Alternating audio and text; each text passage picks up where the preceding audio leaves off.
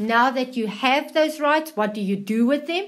Well, you can go and buy some more rights because the rights are trading. You can sell your rights or you can exercise the rights. What does it mean to exercise rights? It means you do what the right gives you the right to do and you buy more shares at the lower value.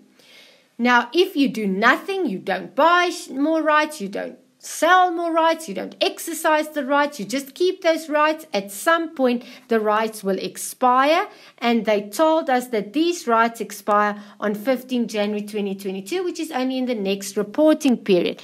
Usually, the period that a rights issue is open is not that long. This is for explanation purposes only in this example. Usually, it's quite a short period because the entity that does the rights issue doesn't want the shareholders to sit and wait and see how high can the share price go and then go and buy these shares for much cheaper, sell it in the marketplace and make a big profit. So the period in which you can make your decision, am I exercising or not, is usually quite short.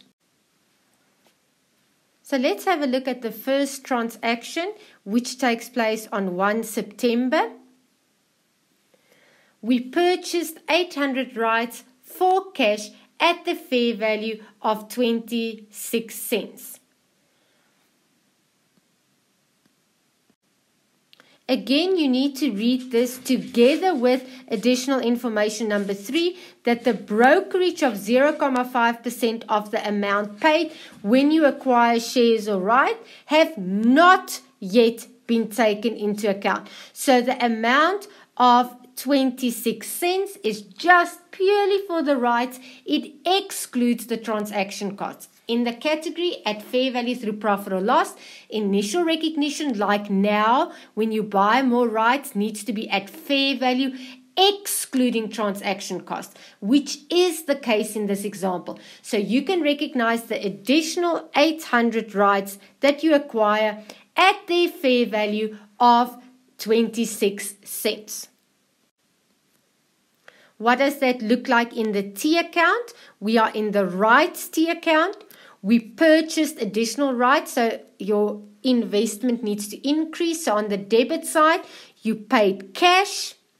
You bought 800 additional rights at the fair value of 26 cents. That already excludes brokerage, so we don't need to take the brokerage out, which means we acquired new rights for an amount of 208 Rand. The next transaction that takes place is on 1 October.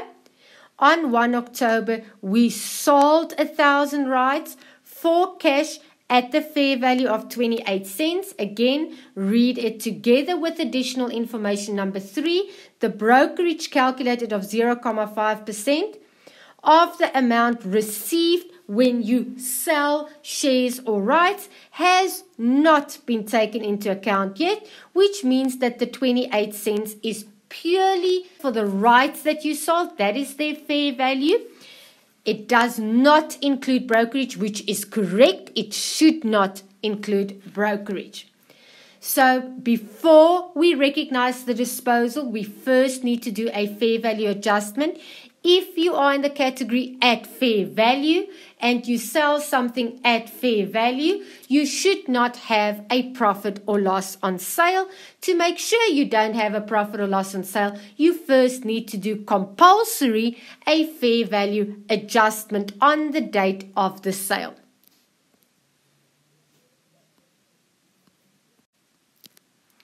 So on 1 October, before you can recognize the disposal, you first need to do a fair value adjustment, which can either be upwards or downwards, to get the rights to their fair value on the date of the sale, and then you can recognize the disposal. You dispose, you sell the rights, therefore you need to de-recognize them. You no longer have them. You need to take it out of the investment in rights T account. So you need to credit your investment in rights T account. You sold 1,000 rights at the fair value of 28 cents.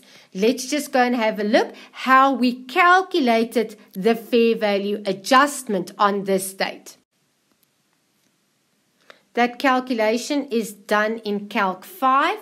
So you take the fair value, which is 28 cents on the date of sale. You multiply that with all the rights you have at the moment. You got 1,450 rights when the rights were issued. You also purchased an additional 800 rights. You compare that to the carrying amount. What is the balance in your rights account just before you do this fair value adjustment? What is the balance, the carrying amount? Compare the two and move the balance that you have at the moment in the T account either upwards or downwards to the fair value. In this case, your balance was lower. It is an upwards movement. The investment in rights has to increase, the value per right increased. So it's on the debit side of your investment in rights T account. Where do you take that? Fair value adjustment. It is in the category at fair value through profit or loss. So the fair value adjustment goes through profit or loss, in this case as an income.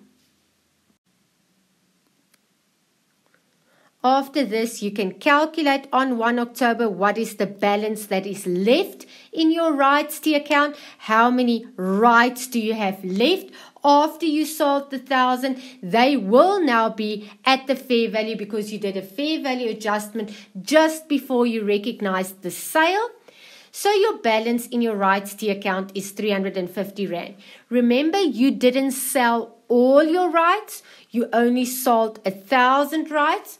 When you did the fair value adjustment, you could have chosen just to do the fair value adjustment on those rights that are sold.